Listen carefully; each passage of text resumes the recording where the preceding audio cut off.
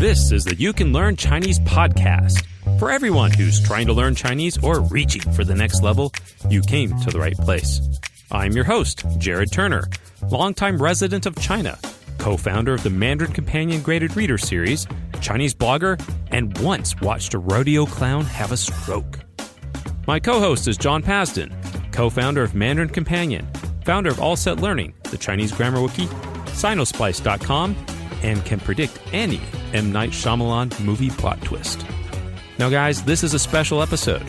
We have invited Diane Neubauer, a Chinese teacher, as a guest on our show for a discussion about the latest Chinese learning methods, what it's like to be a Chinese teacher, and the connection between culture and language. She'll even join us for Rants and Raves. All this and more, let's get to it. Hey guys, I'm Jared Turner. Hey, my name is John Pasden. All right, John, this is our episode number 20. Can you believe it? I can. Well, you've been on 20 so far, so I guess so, right? All right, well, here we go. We've done it. Now, we got a unique show for this episode. It's a much different format than anything we've done before. But before we get into that, John, we have a review. Hit us with a review, John. All right, here it comes. So this is by Zhang Lei 1337, Apple Podcasts in New Zealand. He says, fun and educational, 5 stars, a very fun and tongue-in-cheek podcast that is also very informative. The authors are, in my opinion, very authoritative on the topics they cover, and the same can be said about the interviews. Highly recommendable. Thank you. Well, I'm glad someone agrees. All right, that's good. We'll take it. Okay, well, this episode, we have a unique guest. A special guest, not a unique guest, a special guest. Well, she is unique too. And she's just laughing in the background there. All right. So we have a special guest. Her name is Diane Neubauer. How are you doing, Diane? I'm doing well, Jared. Thanks. I get to introduce Diane just briefly. She's from the U.S. She started learning Chinese when she was in college. She is a Chinese language teacher, and she is currently working on a Ph.D. in foreign language and ESL education. So we're excited to have her on this show. So Diane, tell us something interesting about yourself to kick us off. First, just wanted to say I'm at the University of Iowa, and I love it. So I want to put a plug in for my school. That's the Hawkeyes, right? Yes, that's the Hawkeyes. Okay. Excellent. Okay, so Diane, I want to get a little bit of your story. Now, you are not a native Chinese speaker, No. But why did you start learning Chinese?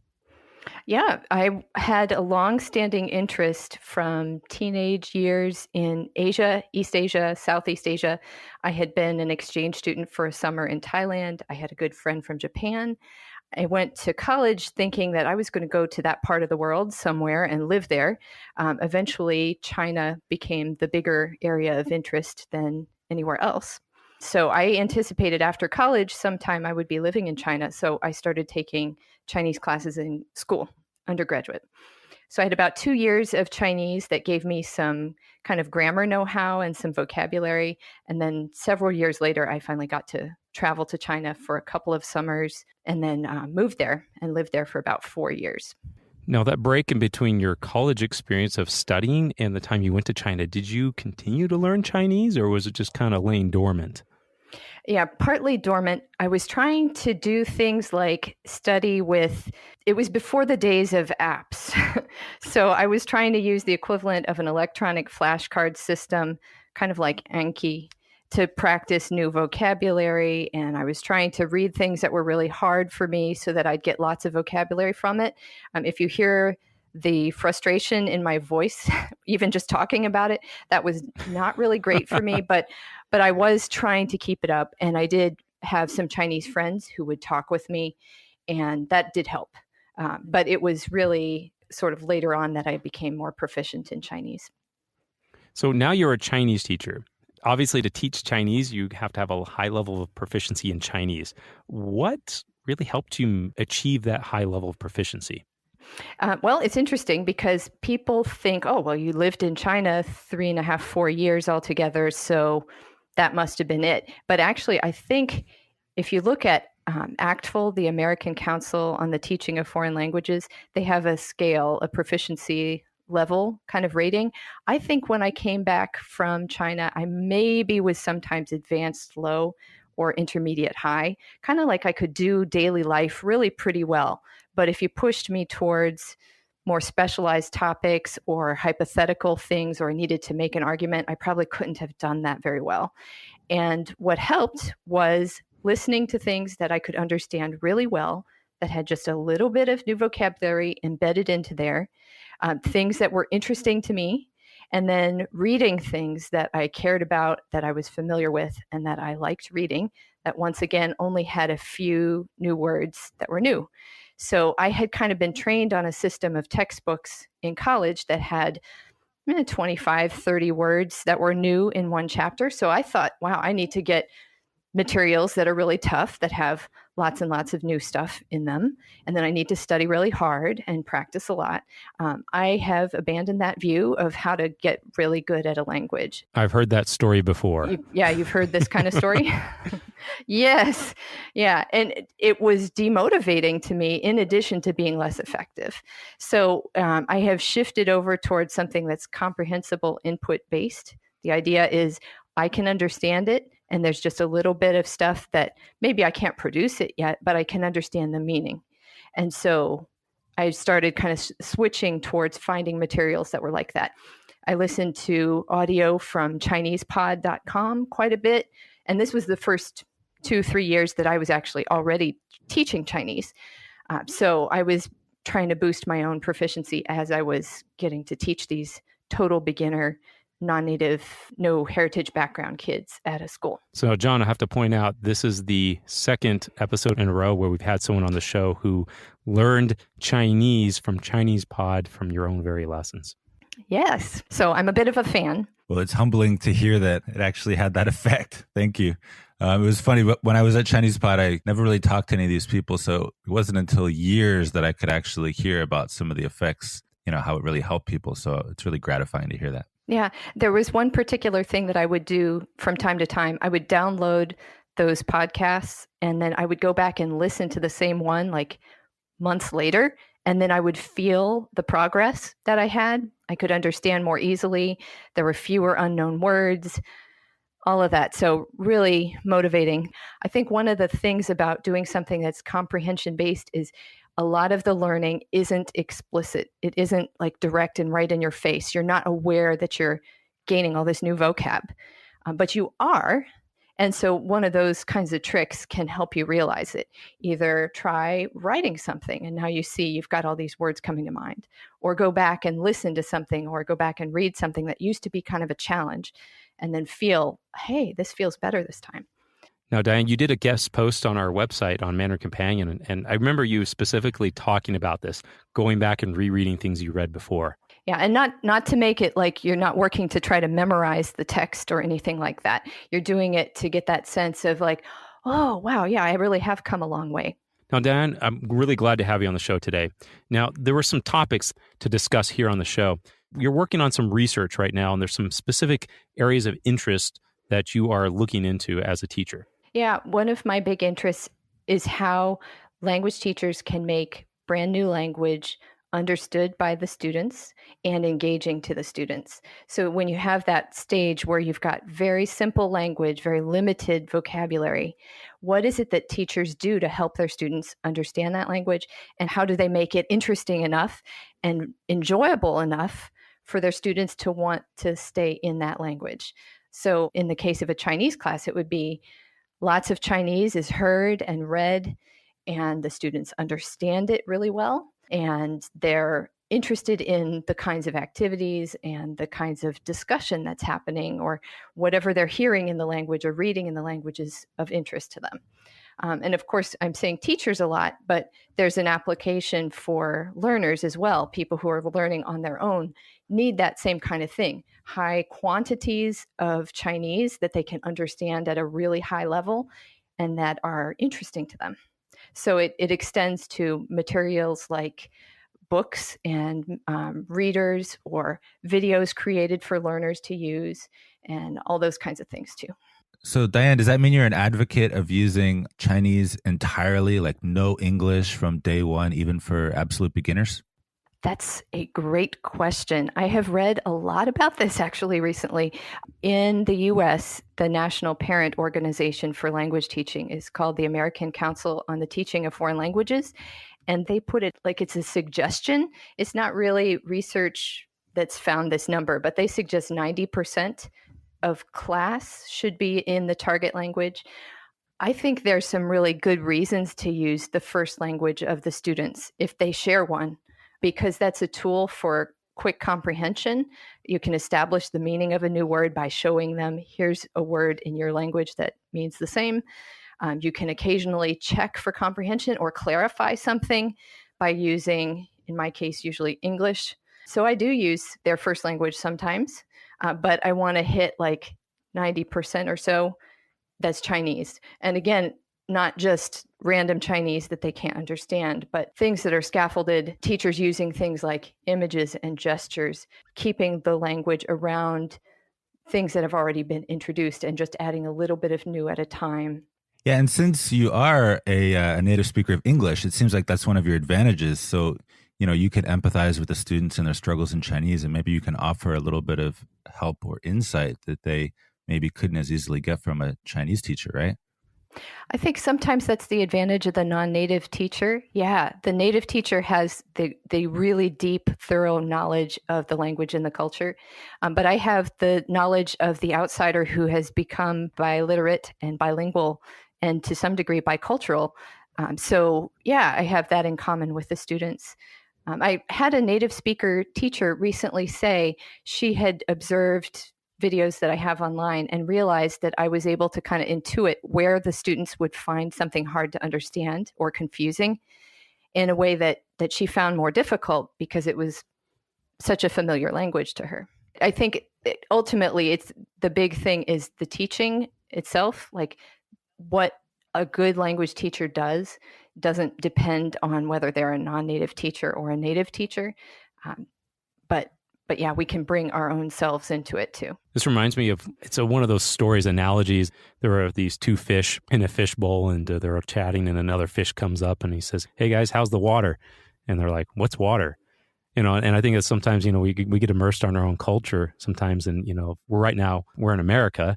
And sometimes when you try to explain the American culture to someone else, it's like, well, you take so many things that are just kind of normal and for granted that it can be hard. But from an outsider, sometimes they can see things that maybe the person who's in the culture doesn't always recognize or realize that's different in comparison to another culture. But I think, and so that's one thing that sometimes can be a benefit of having a teacher like yourself who is not from the target language. But it's good to have both perspectives. I agree. Yeah, agreed. Yeah, I'm very thankful for both my non-native teacher friends and my native teacher friends. And we do kind of bring our cultural perspective into the way that we teach, even if we have the same kind of philosophy of teaching. So it's interesting to see how different people kind of enact being a Chinese language teacher. Diane, I have one more question about what you were just saying. I've noticed that when a teacher tries to teach in the target language only, sometimes they're really bad at it. Like, obviously, it's a skill that they have to develop in order to do it well. Like you mentioned, scaffolding and comprehensible input. Could you just elaborate a little bit on what all that entails? Like, what did you learn that made a big difference in your classroom so that you could actually teach much more in Chinese? Mm-hmm. Yeah. And let me say, too, this did not come natural to me, or it wasn't something that I had been trained in. I have an alternate path to becoming a language teacher. And so I didn't go through a foreign language education program, but I hear people who have sometimes haven't had real practical training in this either. So I heard this 90% use of the language in the classroom figure, and I just grew pale and afraid because I thought, I can't do that. How can I make them understand that much language? And so for me, kind of getting a start was a teaching methodology called TPRS, Teaching Proficiency Through Reading and Storytelling. And so that gave me some really specific tools, things like how to introduce a new word called pause and point, where you write the new word on the board and then you put the equivalent in English. And when you say the word, you point to it and you slide your hand over underneath what it means in English and you pause for like 3 seconds when the word's brand new. So little tiny practical tips like that made a big difference. And then learning how to use the same words in an interesting way. And so sometimes that's things like I'll put a photograph up and we'll look at a photograph and I'll point to things in the photograph and I'll ask questions of the students that maybe they just have to give one word answer or they nod their head. Again, with very beginners, that might be where their proficiency is. That's what they can do right now. So I always welcome more than that to come from them. But so I'm showing a picture, saying something like, let's say it's a picture of a panda. And so we can say things about the panda. Is the panda big? The panda's big. Am I big? Am I big or is the panda big? Oh, the panda's big. I'm not too big. What about the student in the front row who's 6'6"? Is he big? And so limited amounts of language, but it's in a meaningful context. And it's something that the students care about because it's somewhat about them. It's seeking their opinion and it's creating something with them. So I do a lot of that kind of thing when I'm teaching, something that's going to involve the students and their ideas, maybe co-creating something as a class and hearing a whole lot of language in context. So Diane, I have a question. I've worked with a number of kids that are in Chinese dual immersion programs, and specifically here in Utah that we have a lot. Now, they have a rule for all the dual language programs here in Utah where they say that they cannot use any other language besides the target language in class. So the teacher is not even allowed to use hello or whatever. They can't provide any definitions, and they're also not allowed to write any English words on the board or whatever. And I've had some students who expressed frustration to me before because they're like, if a student starts falling behind, if they feel like they got lost somewhere in 4th or 5th grade and now they're feeling a couple years behind and they just can't seem to catch up or understand what the teacher is saying. And they're like, why can't we just use an English word here or there? What kind of advice would you give to a student like that or someone who's in a program where it is just like only Chinese? So are you trying to get me in trouble here? No, Sure. I'll give a thought. So I think immersion programs are excellent overall. I think that maybe they could work at the comprehension stuff a little bit more, but there's a difference when they're in kindergarten because in fact, kindergartners in an English kindergarten classroom who are from an English speaking home, they don't understand everything in English. Their English is not totally fluent. There's all the time they're learning new words. And so I think that when you're in one of those immersion programs and you're a small child, not understanding everything is your normal life. You're kind of in the process of acquiring your first language. So adding that second language, I don't worry too much about that if they can't understand the teacher word for word all the time. But so now you've got a 4th grader who's in an immersion program, but they're not really understanding things there. Or maybe even I've dealt with 7th graders like this. Yeah. I would have different advice to the teacher or the student. If the student is like, I want to still keep up with my Chinese, but I'm falling behind in school, I would say, look for the things that you can do on your own time that are fun for you, that you can understand really, really well. And you're going to develop your listening comprehension and your reading comprehension at that level so that you have a better chance at where it is pitched at in school. So I think sometimes people think like, oh, I got to do all this study to catch up. And I think it sounds good and it might last you if you have to take a quiz or something like that, some short-term thing where you can study, but I don't think that's going to last with you. And if you want that language to last with you, you're going to need plenty of input that you can understand.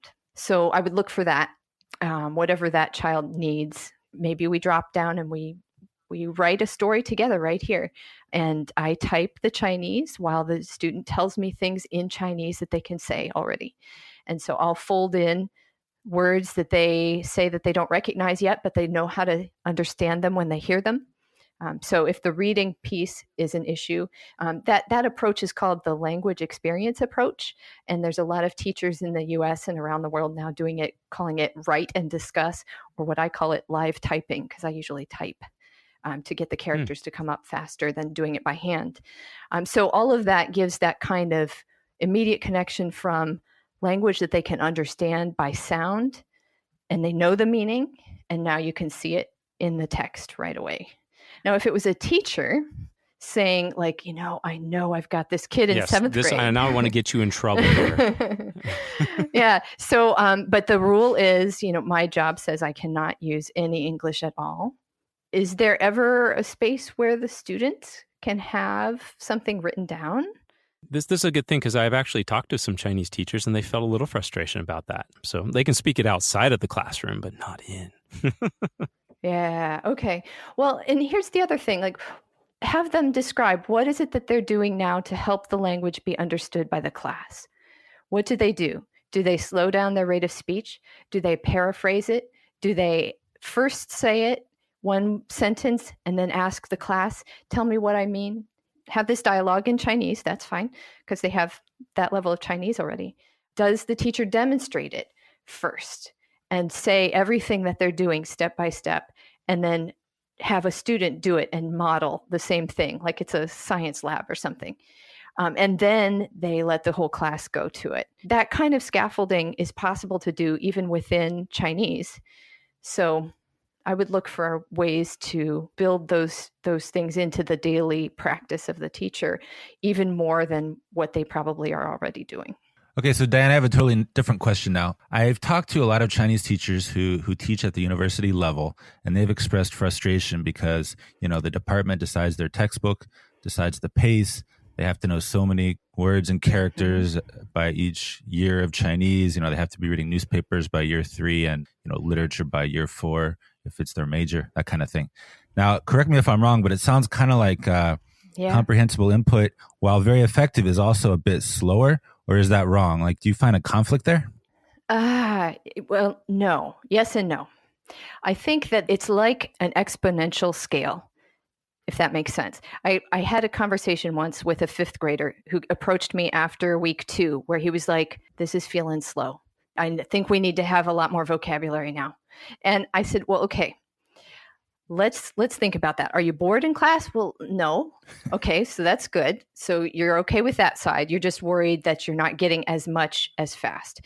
And what I told him was, do you know what an exponential growth curve is? So we're laying the foundation at the beginning. And so we want to go so everybody has a really strong, solid foundation in some really high frequency things that'll carry into your Chinese forever. So things like verbs like yao and shi and zai and this kind of stuff that's going to make a huge difference in your Chinese forever. So you still want to do that in that college program that's more accelerated. What I would say is those students just need to really spend a lot more time outside of class. I cannot imagine getting to the point of reading literature in the 4th year based on the kind of experience I had in college. I took 2 years of Chinese, and we had a decent amount of things that we could read and understand if we had enough time to decode. But wow, that would be tough. And newspapers, I still sometimes find newspaper language kind of tricky. I guess it depends a lot on your goal.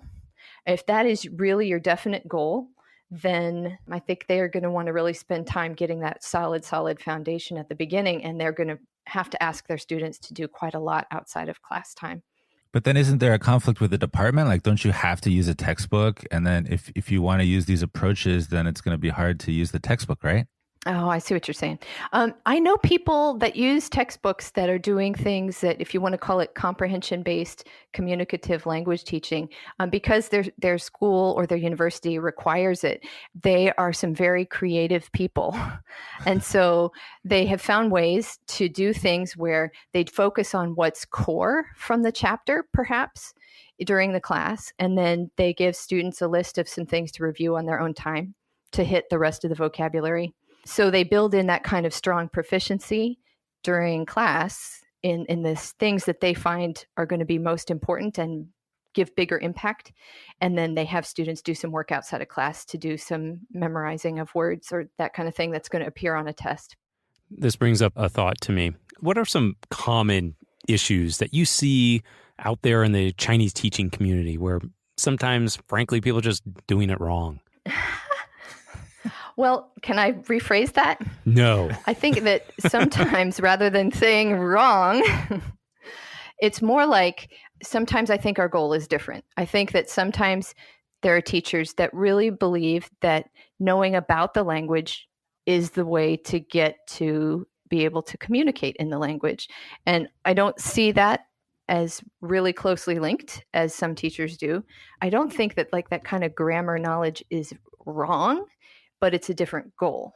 So I would look for, my goal for my students is to be able to understand and over time to be able to speak, read, and write Chinese proficiently, starting with language that's really practical and close to their life, and then extending to more of Chinese culture and Chinese situations, and then to more academic language and specialized topics that are of interest to them.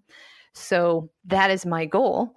Then I'm going to shape the way that I teach the class towards those ends. And I'm going to look for ways that are going to build first comprehension and then opportunity to speak, then reading and opportunities to write. So you're kind of suggesting that it's maybe the focus and priorities of the teaching, like maybe you're teaching for proficiency over knowledge, or what are you getting at there? Yeah. And I think instead of making it sequenced by grammar topics and by special topics of vocabulary, like all the colors at once, all the family members at once, it's way more natural language to just use what is needed to communicate in a certain setting and to use a few words maybe from one. Sometimes they're called a theme. I think more properly they're a topic, like all the vegetables. Like maybe you need 2 or 3 of those at a time, but you don't need 20 to memorize for one chapter. It just doesn't seem very practical or interesting or the way that normal life goes usually. So I try to theme class about something that's more like a story, or finding out about the students in the room and getting to know them and their thoughts about something. Diane, can I ask how many years you've been teaching Chinese? Yeah, this is year 13. Okay, perfect. Because what I want to ask is, people are using technology more and more, apps, all kinds of AI tools to practice Chinese, all this stuff. What's your view of these developments? Do you think it's making learning Chinese easier? Is it actually helping? Well, a lot of the apps that I've seen kind of do that thing that I was just talking about. It's like if you want to know about the language or you want to know a lot of vocabulary on one specific topic, it seems like very often they're like that. They're kind of like a fancy flashcard system, not necessarily bad, but it doesn't give you the whole language context and the real-time interaction and input that I think is preferable. So where if you can find things that are going to give you, I'll call it whole language again, comprehensible input, things you understand that are in a context, that's going to be really helpful to not only your vocabulary growth and grammar comprehension, but also your interest and your motivation, I think, are going to be a little higher when it's something that's interesting in a context rather than just a list of words. I've got a buddy of mine. He's been studying Chinese now. Gosh, he's been spending at least 15 minutes on Duolingo every day, and he's got like on day 400 and something. And he can't speak. It's just very, very loose. And this is a shout out to you, Jason. You know who you are. I think, if you're in it this long and you haven't really been able to, get anywhere with it, it's time to try something a little different. And I applaud his diligence. But, sometimes these apps, they're only going to take us so far. What I suggested to somebody who I met recently, his question to me was like, well, I'm learning beginning Chinese and I'm taking this class and I know this other guy who's also a beginner. Should we practice having conversations with each other? Would that help us? I said, well, if you want to do that, that's okay to do. But what you really want to aim for to increase your Chinese is to hear lots of messages in the language that you can understand, not just one sentence, but 10 different ways to use those same words in multiple contexts. The specific example, what came up first in meeting him was he had been taught the phrase, 我很高兴认识你. I'm very happy to meet you. And when I said something to him in Chinese, I said, 认识你很高兴. So I said it in the reverse order, but either way is okay to say. And it totally floored him. He did not understand what I said at all, even though those were all familiar words. And that was what led me to start to say, can you find material that you know the words of, you know these vocabulary items, but you're going to hear it in different sentences. So recombine these words. There's actually second language acquisition research that's all about that kind of thing, about how your brain takes in that kind of data, and the mental representation of the language builds in your head over time for doing that. So it kind of blew his mind, the idea that to be able to speak more comfortably and naturally, what he needed to do was hear more language, same words, not too much that was new, but getting multiple ways to encounter those words. We had a guest on our show, John D'Andrea, and he talked about his experience when he learning Chinese back in the 70s in college. And I listened to that one. Oh, you listened to that one? Okay. And he tells that story about going to the store where there was a Taiwanese owner, and he bought something, and then he said, 谢谢. And the owner replied, 不谢. And he was just like, yeah. What do I do? What do I say? I have no idea. He was afraid he said something wrong. And then he's like, no, 不客气. And he's like, oh, and it kind of made sense to him, right? And that was an example you're saying, just having that different context. He knew those words, 不谢, but he'd never heard it like that. All right, now we have a word from our sponsor. And our sponsor today is Mandarin Companion. All right, and since we have Diane here with us today, and she has some experience with some of our books in the classroom, we'd like to highlight 2 books today. And one of those books is Sherlock Holmes and the Case of the Curly-Haired Company. And the other is... Country of the Blind was the other one. Yeah. Country of the Blind. Sherlock Holmes is actually our best-selling novel. Would you believe that? Is it? It's a great story. I really like that one. But Country of the Blind is better. Yeah, I liked it too. Well, you see, you don't know, Diane, but John and I have this little push-pull. I didn't want to do Country of the Blind. John did. Yep. Oh, no, I knew that was John's favorite, but actually my students really liked that one. I read that with kind of like a book club style with the AP class, the advanced placement class. Here's the other side of the story, is that John told me we couldn't do Sherlock Holmes because it was too hard. Well, guess what, Jared? I have the analysis to show that it is our hardest level 1. But it's also our best-selling level 1, so we kind of pushed it with that level 1. But it's still easy to read. I would say, yeah, that might be true. I've read the other level 1s. I think I've read all the level 1 and 2 books that you have so far. And yeah, Sherlock Holmes was a little bit technical because it takes place with a bank, and there's carrying a weapon, and there's police, and some things that are a little bit less frequent, but high interest. Yeah. So yeah, they liked it too. But here's what I'm going to give Country of the Blind. It has the best cover. It really does. The cover image on that one is really good. So one of the reasons I like the books that you've produced are the context is Chinese. So the storyline is still gripping, and you kind of think, oh, this is going to kind of be familiar sometimes. Although none of my students knew Country of the Blind before we read it. It gave them that sense of a Chinese context and some Chinese cultural things that just came up naturally, and we could talk about it during the class. So that was really nice. Country of the Blind, I like at the very end, John slipped in a very twist ending. I mean, it's like the last sentence, right? But it's good. Yeah, it's actually a little different from the original. If you're looking for a level 1 book that uses only 300 basic characters, check out Sherlock Holmes or Country of the Blind. You can get them today on Amazon, iBooks, Kobo, or wherever you get your books. Okay, Diane, now back to you. I got another question for you here. You're a Chinese teacher. You're also a Chinese learner, and you work with a lot of teachers that are out there. Now, if you had a teacher, and let's think that this teacher is a new teacher, what kind of advice would you give to a teacher, someone who is out there teaching people who are learning Chinese? I would encourage them to think about 2 goals for their instruction. And the first one being, how can they help new language be comprehensible to their students? What can they do? All kinds of things that they can do to make that language comprehensible so that the students understand it right then in class, during class. And then the second thing is, how can they connect with their students and help their students feel connected to the language and to what's happening in the classroom? So it could be personalizing, they could be sharing their own imagined ideas. They could be making connections between Chinese cultural things and their own family background and what they do. There's all kinds of different strategies for both of those two goals. But I would say if there are things that they can do to move towards those two, that would be great. And I'm not making these up myself. This is stuff I hear from conferences in the US and in France, actually, that I've attended that is comprehension-based teaching. If you can start out with your big goals, like I want to expose my students to lots of Chinese that they can understand, and I'm going to do all kinds of things to help them understand it.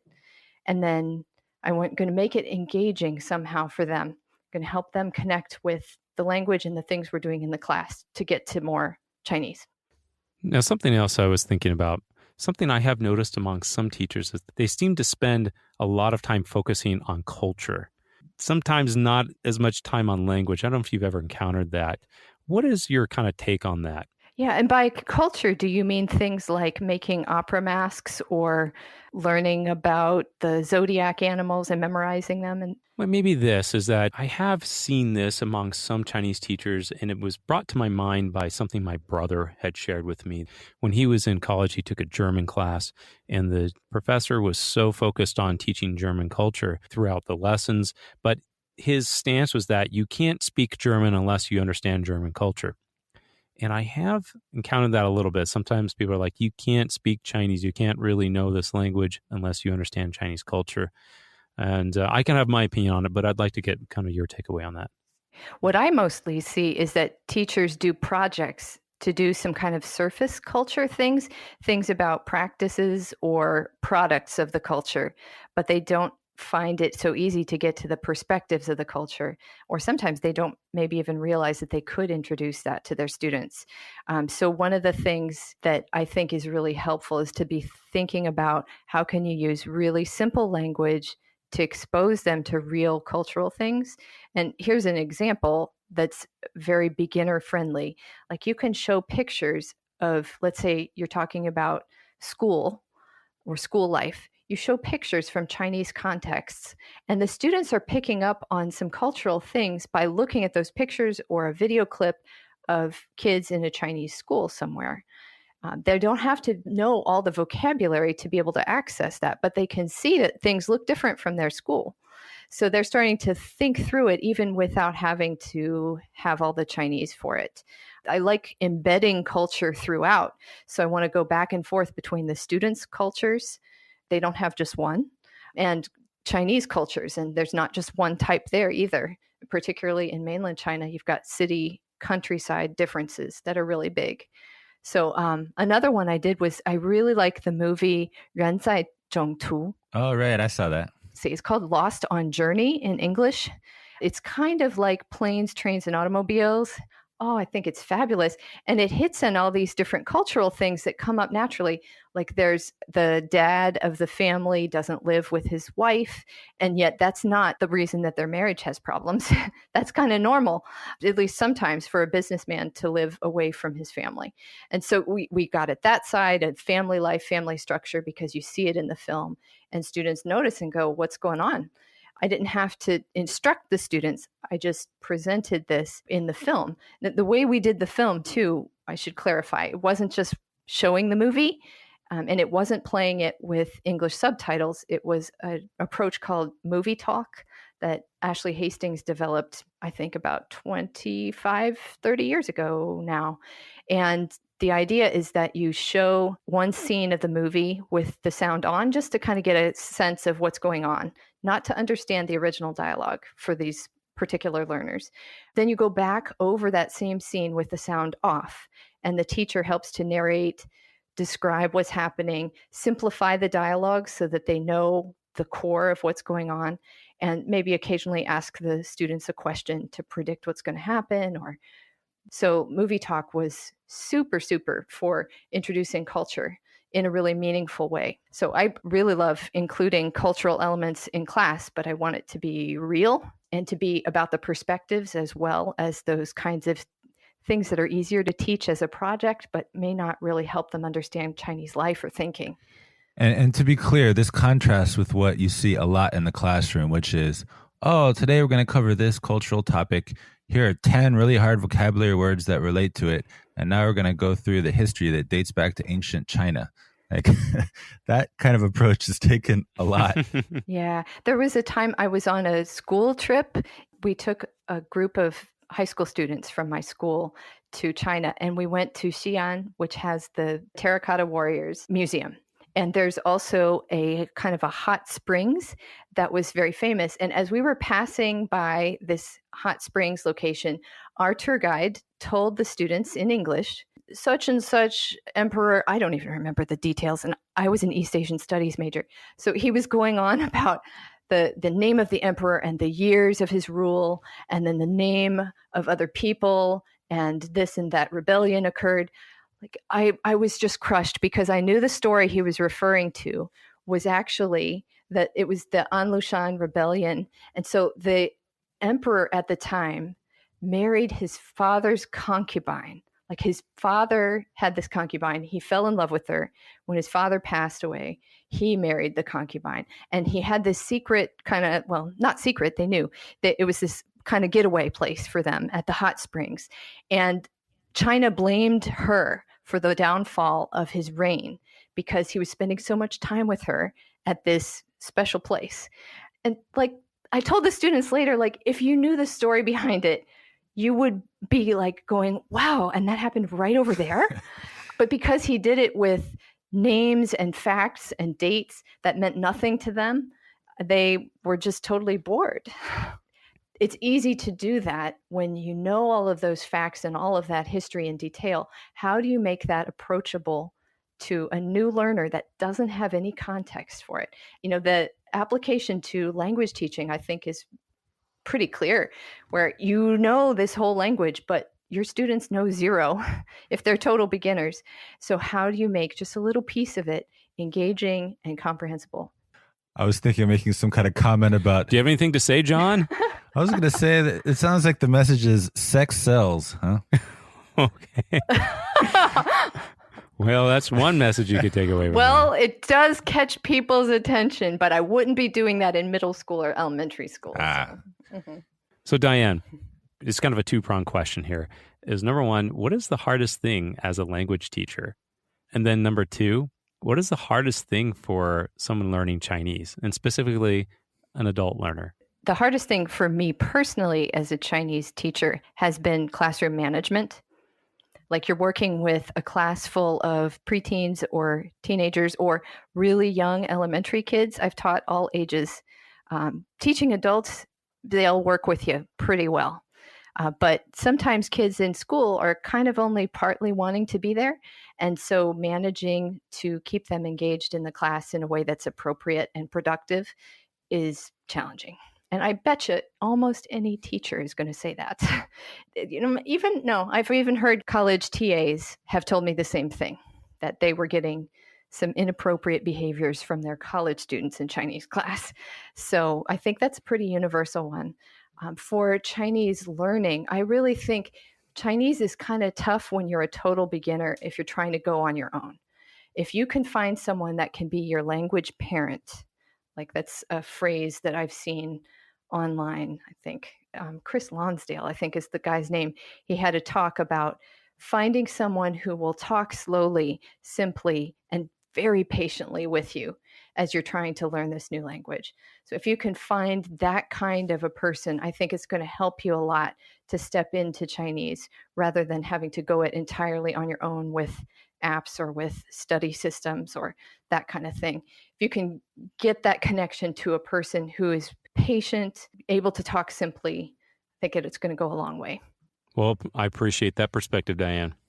Okay, now we have rants and raves, and we're going to include Diane in this rant and rave session. So Yay. Let's do this first. John, you want to lead us out? What do you got, a rant and rave? And let's hear from Diane. All right, I have a rave. It is for an app. An app? Yeah. I thought you were just trash talking apps.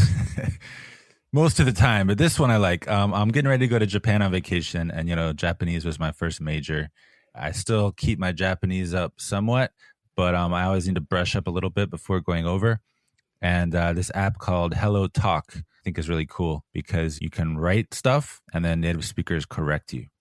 sounds pretty simple, but if you can just like do it every day, and actually shorter is better, it's actually quite powerful. And it's amazing. A lot of the people that correct you, they're native speakers. They're not teachers, so you have to keep that in mind. But they respond sometimes within like 5 minutes. It's crazy, and it's pretty awesome. That sounds like a pretty cool app. Oh, and even though I'm doing it for Japanese, you can also do it for Chinese or lots of other languages.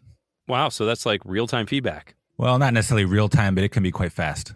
Well, cool. All right. Diane, what do you have for us? A rant or a rave? Yeah, this is a rave. All right, let's hear it, Diane. So I think it's kind of a generalized rave, but it's specific too. So it's that Chinese teachers are making more little, easy, story-based videos on the internet and sharing them freely. So I know of 2, 3, maybe different YouTube channels. One's called Hit Chinese. Another is Unconventional Chinese with Keren. And I have a YouTube video channel that has some reading material, not a ton, but I post things as I do stuff with the people taking classes with me. But things like that are going to give more people access to more comprehensible input in Chinese. All right, very cool. And do you have a blog post or anything that has all those links in it? I should, but I don't. But yeah, video channels. I should do that. So Diane will probably maybe create a blog post between this time of this recording and the publishing of this episode. And if she does, we will include that link in the show notes. You can check it out. Okay, I have got a rave. Now, this rave, it kind of came to me last week when I posted a meme on our Instagram account. P.S. If you haven't checked out our Instagram account yet, it's Mandarin_companion, and it's hilarious. But I did this meme, and it says, when you say ni hao and someone compliments your Chinese, and then this guy says, thank you, random citizen. You know, it got me thinking how kind Chinese people are. I had interviewed this one guy who had been studying Japanese for a number of years, and then he decided to go to Taiwan, and he had studied maybe like Chinese for a couple weeks, and he could just say some basic things. But he said, man, as soon as he went to Taiwan and everyone was complimenting his Chinese for even trying, he like decided to switch because everyone was so encouraging. And you know, that's my rave. How encouraging Chinese people are for learning the language, because it really is. It's nice. I mean, you're living in China for a number of years, and you try to say anything, and they're like, "Oh, you know, 中文很好," you know, and you always like, "I just said ni hao, that's it." So that's something I've always appreciated about learning Chinese. It is a difficult language, but there is a whole lot of very positive feedback that you get from native speakers. Yeah, people sometimes complain about all those, you know, you said ni hao so well comments, but come on, it's better than the alternative, right? What would be the alternative, John? Well, I don't know if it's true or not. Maybe Diane can tell us, but you always hear about how the French won't talk to you in French if you try to talk to them in French and you have the slightest bit of accent. Oh, I have been in France 4 times, but I've been in southern France, and people are lovely. And they are willing to work with you in French or in English, or I think probably sometimes in that region, Spanish, if you know Spanish. Well, I think that just means it's the evil Parisians. Someone can comment and let us know who are the mean French, or maybe they don't really exist. I don't know.